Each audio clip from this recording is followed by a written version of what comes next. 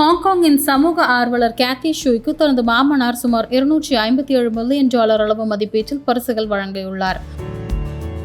ஹாங்காங்கின் real estate tycoon என அழைக்கப்படும் லீ ஷாக்கி தனது மருமகள் கேத்திக்கு ஒரு சொகுசு கப்பல், ஒரு பங்களா மற்றும் தனது குழந்தைகளுக்கான கல்வி செலவுக்கான நிதி மற்றும் பல $1 மில்லியன் மதிப்புள்ள நிலமும் வழங்கியுள்ளார்.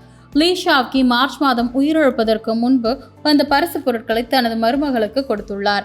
கேத்தி ஷூ மார்ட்டின் லீயின் மனைவி ஆவார். ஹாங்காங்கின் 2வது பணக்காரரான லீ ஷாக்கியின் இளைய மகள் தான் இந்த மார்ட்டின் லீ. இவர்கள் இருவருக்கும் 2006ஆம் ஆண்டு திருமணம் நடைபெற்றது. இந்த தம்பதியினருக்கு தற்போது 4 குழந்தைகள் உள்ளது. கேத்தி ஷூ திருமணத்திற்கு முன்பு ஒரு பிரபல நடிகையாக இருந்தது குறிப்பிடத்தக்கது. ஹாங்காங்கின் 2வது பணக்காரரான லீ ஷாக்கியின் ஒரே மருமகள் கேத்தி தான்.